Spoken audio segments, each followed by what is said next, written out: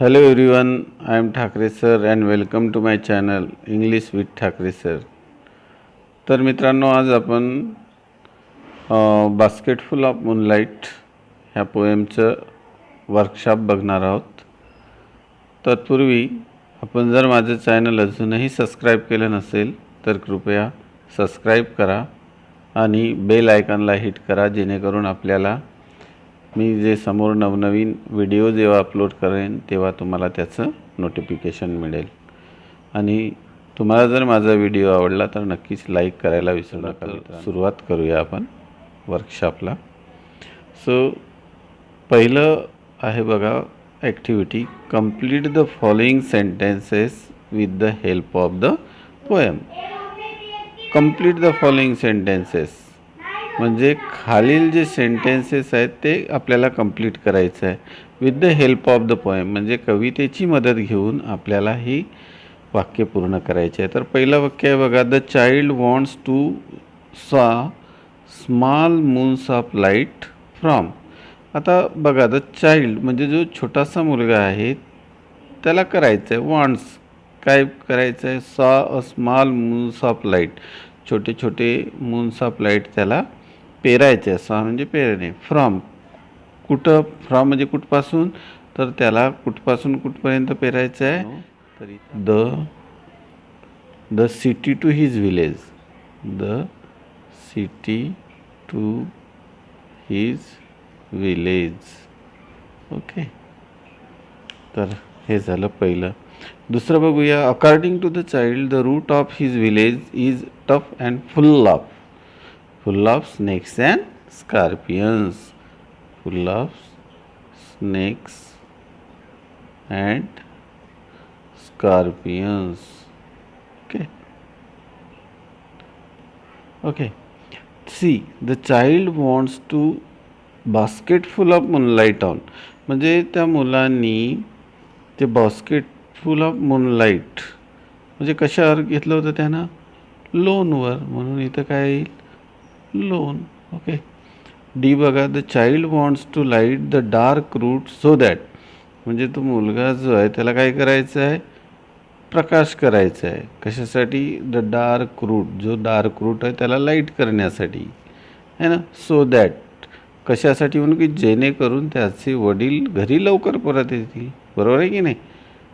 So that his father returns early, his father returns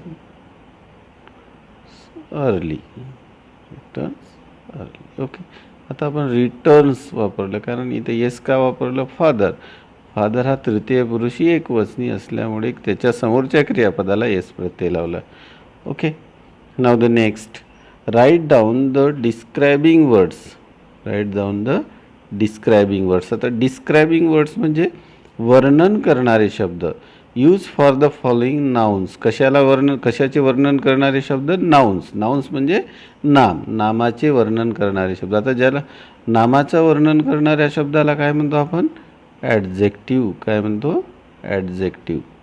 तर याचे adjectives लिहायचे आहे म्हणजे नाउन्स. आता जसं मून हे नाव आहे ना, रूट म्हणजे मार्ग, विलेज म्हणजे खेडागाव आहे ना, आणि मॉर्निंग म्हणजे सकाळ. आता इथं मून्स आहे, इथं मून्स स्मॉल मून्स म्हणजे छोटे आहे की नाही, कवितेत ते म्हटलेलं आहे की नाही, स्मॉल मून्स. म्हणून इथं स्मॉल काय येईल, स्मॉल आहे ना, स्मॉल मून्स छोटे म्हणजे स्मॉल हा वर्णन करणारा शब्द आहे. कुणाला, मूनचे. कसे चंद्र, स्मॉल. मग हा स्मॉल हा काय आहे, ॲडजेक्टिव्ह आहे. स्मॉल हा काय आहे, ॲडजेक्टिव्ह. आता रूटचे वर्णन करणारा शब्द कोणता आहे कवितेमध्ये, तर रूट आहे ना, टफ रूट. कसा रूट, टफ रूट असं म्हटलेलं आहे ना, टफ रूट, TOUGH, टफ आहे ना. विलेज कसा, त्यांनी म्हटलेलं आहे होल विलेज, एंटायर विलेज असं म्हटलं आहे ना, म्हणून इथं होल येते. आपण जर कवितेकडे जर आपण गेलो तर आपल्या लक्षात येईल मित्रांनो, होल विलेज आहे ना. आणि मॉर्निंग, अर्ली मॉर्निंग आहे ना, अर्ली मॉर्निंग. तर अशा प्रकारे आपण वर्कशॉप कंप्लीट केलं, पहिला आणि दुसरा. Okay, I hope you understood. Let's move next. Okay, is it clear? तिसरी ॲक्टिव्हिटी काय म्हणजे, the child in the poem wants to solve the problems of his village. How can the child solve them with the following wishes. Answer in your notebook. बघा, म्हणजे जो मुलगा आहे, child म्हणजे जो मुलगा आहे, वॉन्ट्स म्हणजे कशातला मुलगा, पोएममधला. Wants solve the problems of his village. त्याला काय करायचं आहे, आपल्या गावातील प्रॉब्लेम्स म्हणजे समस्या सोडवायच्या आहेत. Okay, how can child solve them with the following wishes. आणि मग how can the child solve them, मग हे जे प्रॉब्लेम्स आहेत, देम म्हणजे हे जे प्रॉब्लेम्स आहेत तो कसे सॉल्व करणार, कसे सोडवणार. विथ द फॉलोइंग विशेस, कशाच्या माध्यमातून, विथ द फॉलोइंग विशेस म्हणजे खालील दिलेले जे इच्छा आहे त्याच्या माध्यमातून तो आपल्या गावचे प्रॉब्लेम कसे सॉल्व करणार. Answer in your notebook. तुम्हाला त्याचे उत्तर तुम्हाला तुमच्या नोटबुक्समध्ये लिहायचे आहे. तर पहिली विश कोणती आहे बघा त्याची. तर पहिली विश आहे, give me moonlight basketful or 2 basketful with the seeds of moonlight. With the seeds of moonlight. दुसरी विश कोणती आहे बघा, I want to light the dark route so that my father returns early. तर पहिली give me moonlight, तो काय म्हणतो, मला चंद्रप्रकाश द्या. बास्केटफुल और 2 बास्केटफुल, 1 बास्केट किंवा 2 बास्केट. ठीक आहे, विथ सीड्स ऑफ मूनलाईट म्हणजे चंद्रप्रकाशाच्या बिया भरून मला 1 बास्केट किंवा 2 बास्केट द्या. आणि ते बास्केट घेऊन तो काय करणार आहे की तो दोन्ही रस्त्याच्या दोन्ही कडेला त्याची पेरणी करणार. तर त्याचं उत्तर बघा, give me moonlight basketful or 2 basketful with the seeds of मूनलाईट्स, है ना. तर बघा, ही विश कशी तो पूर्ण करणार. The intense desire of child to light the dark route from city to his village. From city to his village. He is implied in the line. He implied in the child's anxiety and desire to light the dark path of his village with a lot of moonlight forever. He imagines that the moonlight will relieve his people from the painful suffering caused by dark route to his village. So this is the answer of his wish. Okay, so now next, to light the dark route so that my father returns early. So the line suggests that the child misses his father's presence every night. Okay, he wants his father to return home early from work at night. It is a natural feeling of child to have love for his father. He wants him to be with him at home at night. At night, the child would love to hear interesting stories from his father before he sleep. Okay, so this is the next to the another activity. The activity number 4. Pick out and write the lines from the poem what prove the following. Okay.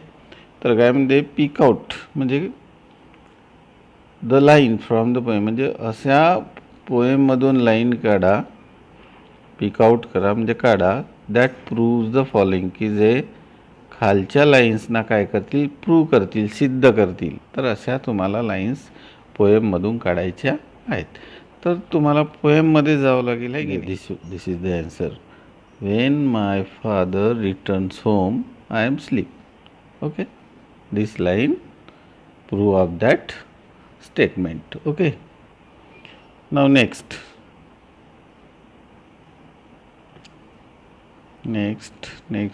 is a okay, eager to hear fairy tales from his father. Eager to hear fairy tales from his father. आता to hear fairy tales and stories from him. This is the line to give the proof. Okay, Now next, okay. Remove darkness and bring light among the dark path. So, okay, so let's go to the poem. Okay, so this line is this line is this one. Okay, I want to light the dark route. Okay, I want to light the dark route. This is the proof of that statement. Okay, now next. Okay, yes. So fifth activity, write as many words as you can using full as suffix. है ना. आता ह्या अशा खूप सारे शब्द आहेत की ज्यांना फुल हा सफिक्स आहे ना. सफिक्स प्रेफिक्स आपल्याला माहीत आहे. प्रेफिक्स म्हणजे एखाद्या मूड म्हणजे त्याला रूट वर्ड्स म्हणतो. रूट वर्ड्सच्या पूर्वी बिफोर जर आपण लावत असेल तर त्याला काय म्हणतो प्रेफिक्स. आणि त्याच्यानंतर जसं आता बास्केट हा रूट वर्ड आहे आणि याला फुल आहे ना, हा काय झाला सफिक्स. बरोबर आहे. आता इथं बास्केट फुल, बकेट फुल आहे ना. आता आपण म्हणू हँडफुल. हँडफुल म्हणजे आपण हँडफुल हातभर म्हणतो, आंजूडभर आहे की नाही. जसं हाऊसफुल म्हणतो आपण आहे ना, हाऊसफुल. ठीक आहे. पुन्हा बॅगफुल, बकेट फुल आहे खरं इथे, बॅगफुल काय, बॅगफुल. ठीक आहे. पुन्हा काय म्हणू आपण कलरफुल. काय म्हणू आपण कलरफुल. ओके. पुन्हा आपण म्हणतो सॅकफुल म्हणजे पोताभर आहे ना. बॅगफुल काय म्हणतो बॅगफुल, बॅग भरून. अरे डबल झालं, बॅगफुल बॅगफुल. पुन्हा म्हणू आपण चम्मचभर, स्पूनफुल आहे ना. चम्मच भरून दे म्हणतो ना आपण, स्पून. खिसा भरून पॉकेट फुल म्हणतो आपण ज्याला, पॉकेट फुल आहे ना. पुन्हा एक वर्ड आहे तो माइंडफुल. काय म्हणतो आपण mindful. Okay. So these are the suffixes. So colorism root words and full is a suffix. Okay. Now next, pick out the examples of alliteration and repetitions from the poem. Examples of alliterations and repetitions. So alliterations and repetition, you know about the alliterations. The letter is repeat. What is repeat? Letter. And repetition, word is repeat. So let's go to the basketful or two basketful. This is the alliteration. Alliteration. Yes. Oh moon, give me moonlight. Yum, yum, yum. This is also alliteration. This is also alliteration, right? Then small, small moons of light. So this is repetition. Repetition, right? Okay. Okay, this is alliteration and repetitions. I hope you understood. So let's move the next activity.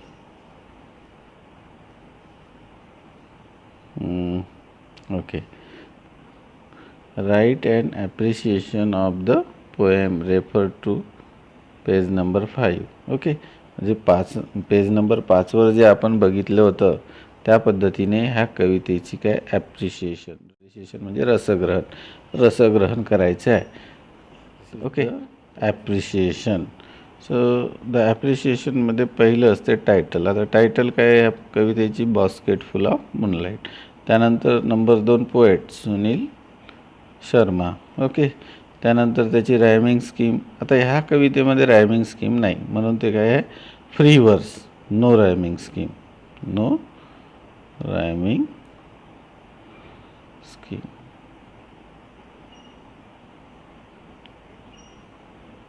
Okay, no rhyming scheme. Favourite line. आता actually याच्यामध्ये favourite line आहे. पूर्वी old सिलेबसमध्ये हा जो questions होता तो 10 मार्कासाठी विचारला जायचा, परंतु आता हा 5 मार्कासाठी विचारला जाते. आणि त्याच्यामुळे याच्यामधले काही जे पॉईंट्स आहेत ते काढल्या गेलेले आहेत. जसं टायटल आहे, याच्यावर हाफ मार्क असतो, याच्यावर हाफ मार्क असतो. रायमिंग स्कीमवर 1 मार्क असतो, आहे ना. त्यानंतर हा जो भाग असतो हा वगळलेला आहे, फेवरेट लाईन. त्यानंतर बघा, सेंट्रल आयडियावर 2 मार्क असतात. सेंट्रल आयडियावर 2 मार्क. तर आपल्याला सेंट्रल आयडिया ही महत्त्वाची आहे. ओके, तर सेंट्रल आयडिया आपल्याला लिहिता आली पाहिजे मित्रांनो. आपल्याकडे ज्या काही 4-5 कविता आहेत त्यांची सेंट्रल आयडिया आपण पाठ केली पाहिजे. सेंट्रल आयडियामध्ये काय, this poem is request of child to the moon.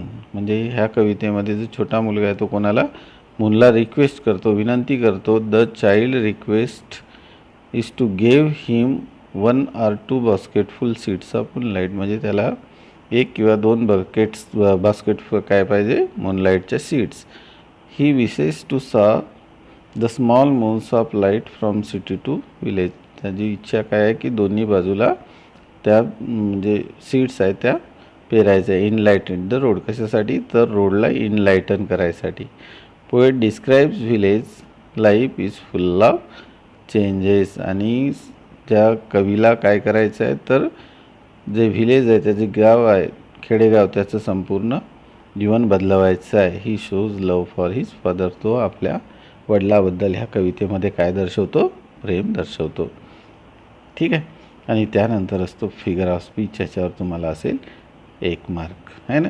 म्हणजे इथं बघा,